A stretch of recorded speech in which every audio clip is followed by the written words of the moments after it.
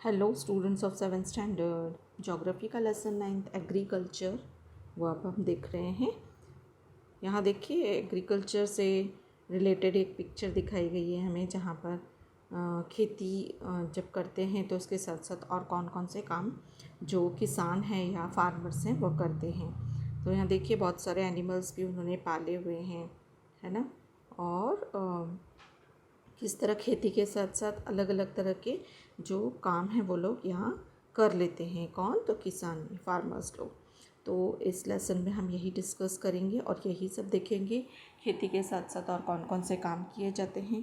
तो स्टूडेंट्स में इसे स्टार्ट करने के पहले आप सभी से रिक्वेस्ट करूँगी कि प्लीज़ इस चैनल को सब्सक्राइब करें और ज़्यादा से ज़्यादा शेयर करें, जिससे बहुत सारे बच्चों का फ़ायदा हो सके। तो देखिए यहाँ पर हम ये लेसन स्टार्ट करते हैं। तो जैसे कि हमने पिक्चर में देखा कि किस तरह से किसान अपनी खेती के साथ और भी काम कर लेता है, तो उससे रिलेटेड यहाँ हमें क्वेश्चंस दिए हैं कि what all do you see in the picture. हम इस पिक्चर में क्या देख रहे हैं। Why has the family kept goats and hens, की मतलब अलग अलग जो एनिमल्स हैं उनको इन्होंने क्यों पाला है। तो ऐसे रिलेटेड बहुत सारे क्वेश्चंस हमें यहाँ पर दिए गए हैं। तो उसके बारे में जो भी एक्सप्लेनेशन है इस पिक्चर से रिलेटेड हम यहाँ पर देखेंगे।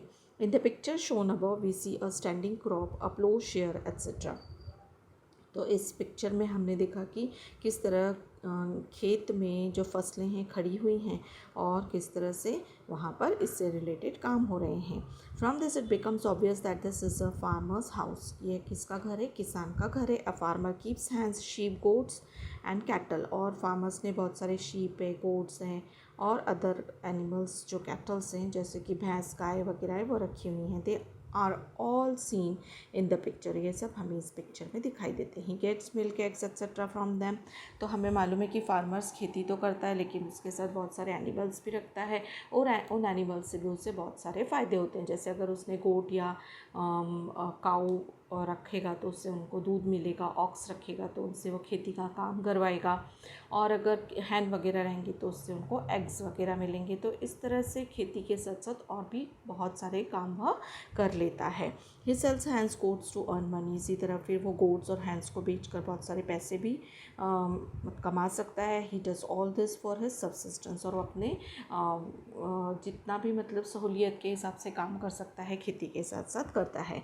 All this occupations depend on natural factors. और ये जितने भी ऑक्यूपेशन है वो सब नेचुरल फैक्टर्स हैं। All this fall under agriculture. और जितने भी ऑक्यूपेशंस है जैसे दूध बेचना, एनिमल्स बेचना या उनके एग हो या मिल्क को बेचना, ये सारा जो काम है वह किससे संबंधित है? तो खेती से, एग्रीकल्चर से। So this occupations are supplemented to the cultivation of crops. मतलब वो जो भी क्रॉप्स उगाता है उसके साथ साथ ये सब सप्लीमेंट्री काम भी कर लेता है। Agriculture has a wide scope for our basic needs of food and clothing. We make use of plants and animals. तो हम देखते हैं कि एग्रीकल्चर में बहुत बड़ा स्कोप है और यह तो बहुत ज़रूरी भी है क्योंकि ये फूड हमारा बेसिक नीड है। अगर खेती नहीं होगी तो हमें फूड भी नहीं मिलेगा, और फूड और क्लोथिंग के लिए तो हमारा बेसिक नीड है। और इसके लिए प्लांट्स और एनिमल्स को यूज़ किया जाता है और उनसे ही हम यह सब प्राप्त करते हैं। जैसे कि दूध वगैरह हो गया या फिर एनिमल्स की सहायता से ही हम खेती भी करते हैं और हमें अनाज मिलता है। Besides the cultivation of different crops, rearing cattle, sheep and goat, maintaining poultry farms, keeping bees, sericulture, horticulture, orchardry और pisciculture, pig farming, emu farming etcetera are included in the agriculture. तो एग्रीकल्चर के साथ साथ जो किसान है वो बहुत सारे काम कर सकता है। जैसे कि पोल्ट्री फार्म में मुर्गी वगैरह, मुर्गियाँ पालना, शीप और गोट को रखना। उसके बाद है बीज है, हनी बीज वगैरह पालना। सेरिकल्चर मतलब रेशम के कीड़े वगैरह पालना। हॉर्टिकल्चर है, ऑर्चरी है, मतलब ऑर्चरी और हॉर्टिकल्चर में हम देखेंगे कि फूलों की खेती और फलों की खेती करना। पिसीकल्चर में हम देखते हैं कि फ़िश पालन करते हैं कई किसान। उसके बाद है पिग फार्मिंग होती है, ईमू फार्मिंग। इस तरह से एग्रीकल्चर के अंदर यह काम भी कर सकते हैं एग्रीकल्चर के साथ साथ। In agriculture occupation resources like man power, animals, implements etcetera used. और जब भी एग्रीकल्चर ऑक्यूपेशन किया जाता है, वो इस तरह का व्यवसाय किया जाता है, तो उसमें मैन पावर की, एनिमल्स और इम्प्लीमेंट्स की बहुत ज़रूरत होती है। Advanced technology is employed in agriculture. Cultivation of crop is considered to be the main and the most important occupation.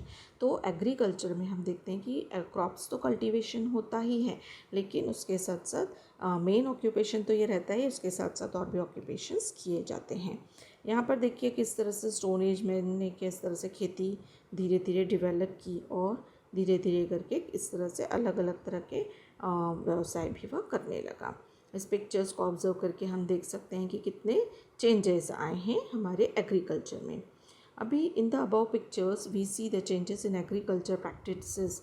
In the past primitive man had to wander in the forest to sustain himself on the collect forest produce. तो पहले जब primitive man था, आदि मानव था, तो वो उसको अगर कोई चीज़ की ज़रूरत पड़ती है तो जंगल में जाता था और वहाँ से ये सब खाने पीने की चीज़ें कलेक्ट करता था। Later he learn the art of cultivation and started getting greater production from the land. उसके बाद धीरे धीरे उसने कल्टिवेशन करना सीखा और उसके बाद वो लैंड पर प्रोडक्शन का काम या फिर खेती का काम करने लगा। Through this he could provide for the whole year's need for food grains. He also started obtaining a number of products through floriculture, horticulture, rearing animals, pisciculture etcetera. और धीरे धीरे करके उसने बहुत सारे फूड ग्रेन्स उगाने के साथ से काम करना शुरू किए और उसने फिर बहुत सारे प्रोडक्ट्स ऑब्टेन करना शुरू किए थ्रू फ्लोरिकल्चर, मतलब फूलों की खेती करके, हॉर्टिकल्चर, रेयरिंग एनिमल्स, पीसीकल्चर, इस तरह के बहुत सारे व्यवसाय भी किए और उससे फिर उसने अलग अलग प्रोडक्ट्स लेना शुरू किए। Abandoning nomadic life he undertook different occupations related to agriculture at the same place. तो जैसे ही उसकी नोमैडिक लाइफ ख़त्म करके उसने एक जगह रहना शुरू किया तो उसने एग्रीकल्चर के साथ साथ बहुत सारे काम करने शुरू कर दिए। Now let us get introduce to the different occupations that come under the scope of agriculture. We use the products of these occupations in our everyday life.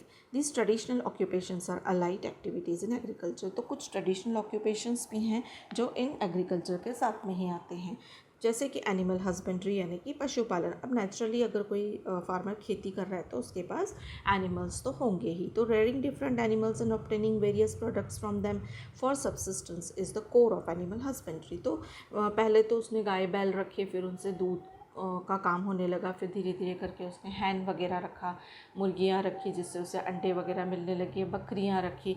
इस तरह उसने धीरे धीरे एनिमल्स रखना भी शुरू किया और इन सब एनिमल्स को की सुरक्षा के लिए उसने डॉग्स वगैरह भी पाले। तो इस तरह से एनिमल्स हस्बेंड्री, जिसे हम बोल सकते हैं पशुपालन, उसने शुरू किया। फिर आता है डेयरी फार्मिंग। अब जब उसके पास इतने काऊ, ऑक्सन, बुफेलोज सब आ चुके हैं, ऐसे कुछ एनिमल्स उसके पास आ चुके हैं जैसे काऊ, गोट, बुफेलोज है, तो उनसे वह मिल्क प्राप्त करने लगा। Rearing milk animals and animals which can be employed in farming is also an occupation, so it is considered to be an inseparable part of mixed farming. तो अब ये एक तरह से मिक्सड फार्मिंग हो गई क्योंकि वो कैटल्स भी अपने पास रखने रखा और उन कैटल्स से उसे बहुत सारे उत्पन्न मिलने लगी। It has become quite commercial in recent times. In India, it has started changing recently and commercial dairy farming is mainly undertaken for meat and milk. तो इस तरह से उसने जो डेयरी फार्मिंग है वह शुरू की और उसके बाद मीट और मिल्क के लिए उसने एनिमल्स जो थे उन्हें बेचकर अपना काम, मतलब कमर्शियली अपना काम शुरू किया। Sheep and goat rearing. This is also a traditional occupation that is generally carried out in hilly tracts and arid regions with dry climate. Sheep and goat survive on short grasses, shrubs and acacia which grow in remote hilly rural areas away from urban settlements.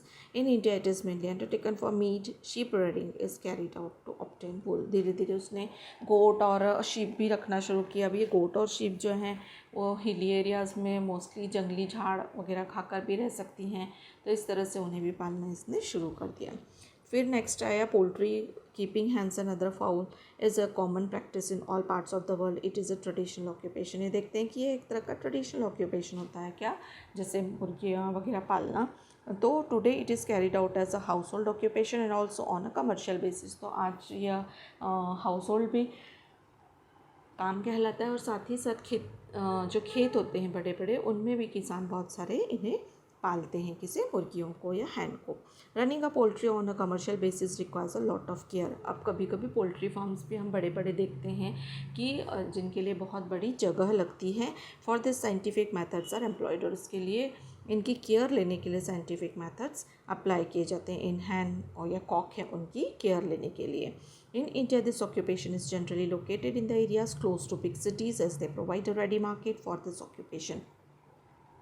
और India में तो यह जो बड़ी बड़ी cities उनके close में ही poultry farming का काम होता है, जिससे कि उनको ट्रांसपोर्टेशन या सप्लाई का जो भी काम है इन हैन और कॉक का वो आसानी से हो सके। इन सब areas rabbit, pig and emu rearing is also undertaken, और कहीं कहीं एरियाज़ में रैबिट पाले जाते हैं, पिग या ईमू इन्हें भी पाला जाता है। बी कीपिंग क्या है? This occupation is undertaken to obtain honey and wax. अब बी कीपिंग भी हम बहुत सारी जगह देखते हैं। मोस्टली देखिए हम टीवी में बहुत बार ऐसे कुछ प्रोग्राम्स आते हैं जिसमें इस तरह के खेती से संबंधित है या फिर पोल्ट्री से, बी कीपिंग से संबंधित प्रोग्राम दिखाए जाते हैं। जो बी होती है उन्हें पाला जाता है ताकि हनी भी मिल सके और वैक्स भी मिल सके। तो ये मधुमक्खियों का जो पालन होता है वो मोस्टली हनी और वैक्स के लिए होता है। This promotes the process of pollination and as a result the trees bear large number of fruits and the crops yield increases. Bee keeping is an important occupation with respect to agriculture.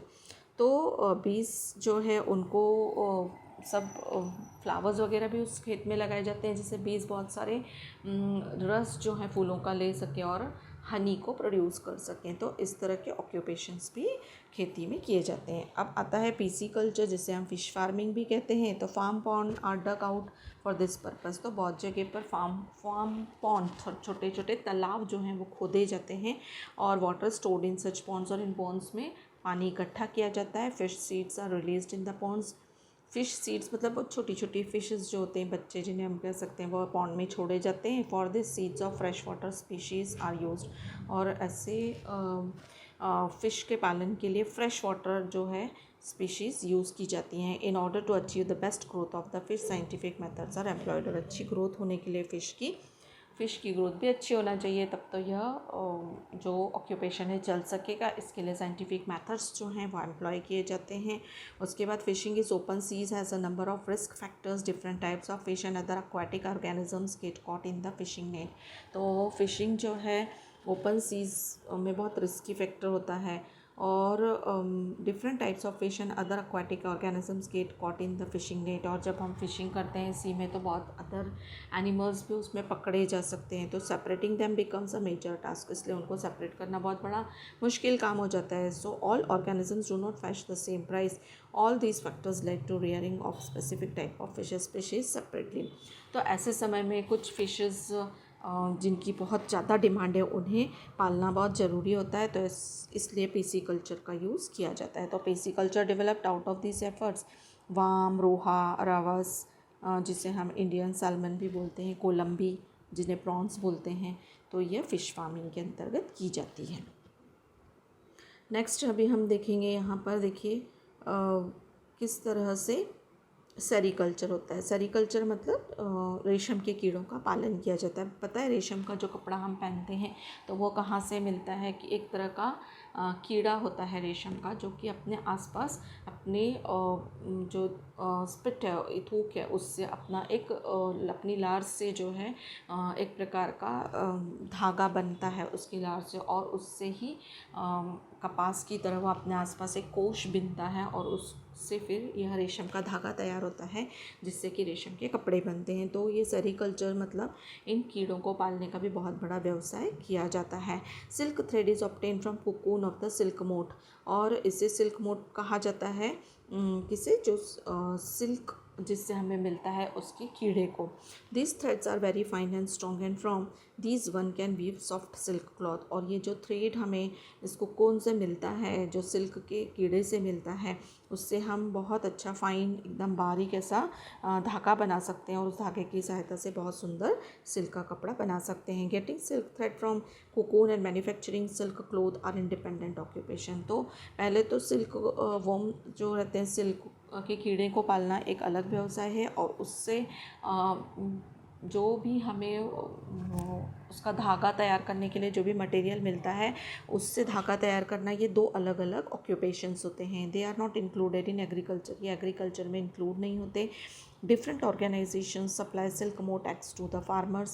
Leaves of mulberry trees are the main food of these silkworms. तो जो farmers होते हैं अपने खेती में in silk के worms को पालते हैं, तो इसके लिए मोस्टली मलबरी ट्रीज़ की ज़रूरत होती है। मलबरी की जो लीव्स होते हैं उन पर ही यह सिल्क के जो कीड़े होते हैं वो पलते हैं।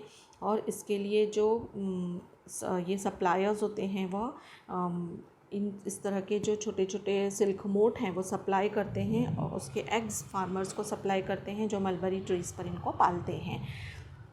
Once planted the mulberry trees survive for a minimum period of 15 years. और अगर एक बार मलबरी ट्रीज़ लगाई तो फिर वह 15 ईयर्स तक वो ट्रीज़ रहती हैं। Hence the expenditure of planting the trees every year is save, इससे कि मलबरी ट्रीज़ लगाने का खर्च भी बचता है और उसके ऊपर 15 साल तक इस सिल्क वर्म्स को पालकर यह लोग खेती करते हैं। अब नर्सरी क्या होती है? In the last few years the area under floriculture cultivation of medicinal and aromatic plants and horticulture has increased. हम देखते हैं कि कुछ सालों पहले से फ्लोरिकल्चर मतलब फूलों की खेती बहुत की जाने लगी है।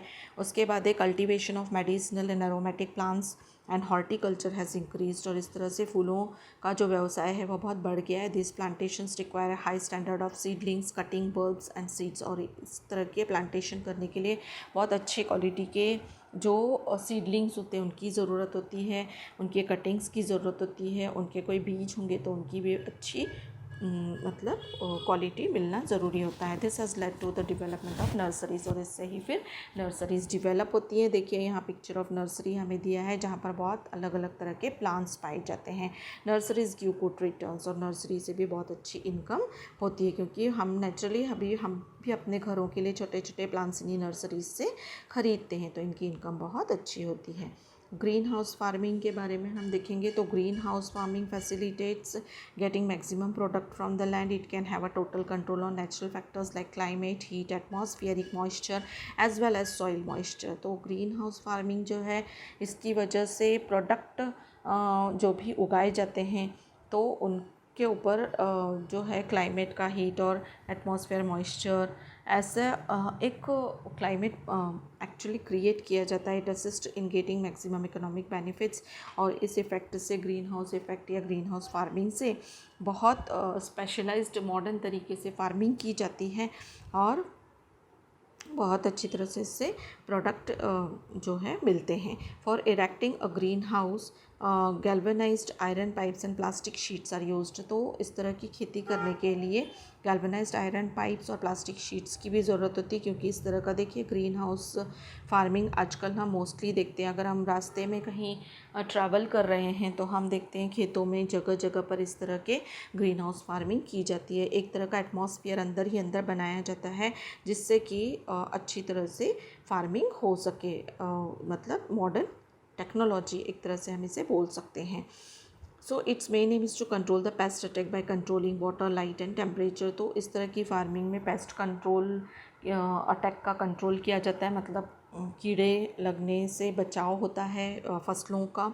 उसके बाद वाटर, लाइट और टेम्परेचर को भी कंट्रोल किया जाता है. Green houses are used on larger scales on growing flowers like lily and gerbera to give maximum economic returns. तो बहुत अच्छे से कुछ प्लांट्स है, कुछ फ्लावर्स हैं, उनके लिए मोस्टली इस तरह की खेती की जाती है. अब टाइप्स ऑफ फार्मिंग में हम देखते हैं कि different types of agriculture have evolve due to geographical and cultural diversity and technological differences in different regions. तो अलग अलग तरह की खेती अलग अलग जोग्राफिकल कंडीशंस के अनुसार की जाती है. अलग अलग कल्चरल डाइवर्सिटीज़ और टेक्नोलॉजिकल डिफरेंसेस हमें अलग अलग रीजन्स में देखने को मिलते हैं. And the type of farming depends upon the purpose and AIIMS of methods of farming.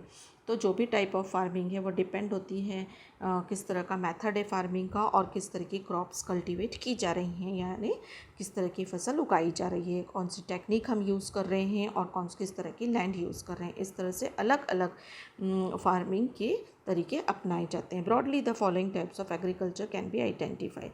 तो इस तरह से अगर हम देखेंगे तो हमें कुछ अलग तरह के टाइप्स जो हैं फार्मिंग के मिलेंगे. देखिए यहाँ पर हमें दिख रहा है कि इंटेंसिव फार्मिंग के बारे में कुछ इन्फॉर्मेशन दी है कि इंटेंसिव फार्मिंग क्या होती है। Getting maximum production from minimum area की, एरिया भले ही छोटा हो लेकिन उससे हमें मैक्सिमम प्रोडक्शन मिलना चाहिए। यह इंटेंसिव फार्मिंग का कैरेक्टरिस्टिक मेन होता है, फीचर होता है। ड्यू टू लार्ज पॉपुलेशन और लिमिटेड अवेलेबिलिटी ऑफ लैंड पर हेड होल्डिंग इज़ स्मॉल, क्योंकि क्या है कि जैसे अगर पॉपुलेशन बहुत हाई है और हमारे पास ज़मीन का टुकड़ा बहुत कम है तो पर हेड अगर हम देखेंगे होल्डिंग हमारे पास कितनी है तो वो बहुत कम रहती है। This type of farming is mostly seen in developing region. तो जो भी रीजन डेवलप हो रहे हैं ऐसी जगह पर इस तरह की फार्मिंग की जाती है। Farm production is sufficient only for the requirement of the family. तो इसमें छोटा अगर ज़मीन का टुकड़ा है तो सफिशिएंट उन्हें ही फैमिली की रिक्वायरमेंट के अनुसार ही वो लोग फार्मिंग करते हैं। In this type of farming the cultivator and his family are totally dependent on the farming as farm production is low, the economic condition of the cultivator is also poor. तो हम देखते हैं छोटे छोटे गाँव में छोटे छोटे ज़मीन के टुकड़े होते हैं और फार्मर उतना ही उगाता है जितना वो अपनी फैमिली का पेट भर सके। तो पूरा फैमिली मेम्बर्स और ये फार्मर्स उसी पर अपने ज़मीन के टुकड़े पर डिपेंड रहते हैं। अब यहाँ देखिए एक हमें टेरेस फार्मिंग का एग्ज़ाम्पल दिखाया गया है। तो टेरेस फार्मिंग जो है मोस्टली हम हिली एरियाज़ में देखते हैं। अभी यहाँ हमें टाइप्स ऑफ फार्मिंग दिया है तो हम उसे देखेंगे तो उसमें दो प्रकार की फार्मिंग है। एक सबसिस्टेंस फार्मिंग जिसमें हमने इंटेंसिव फार्मिंग अभी देखी और शिफ्टिंग कल्टीवेशन आता है, और उसके बाद एक कमर्शियल फार्मिंग जिसमें एक्सटेंसिव ग्रेन फार्मिंग है, प्लांटेशन फार्मिंग है, मार्केट गार्डनिंग एंड हॉर्टिकल्चर। तो ये टाइप्स ऑफ फार्मिंग अभी हम नेक्स्ट वीडियो में मैं आपको उसको पूरी तरह से एक्सप्लेन करके दूँगी।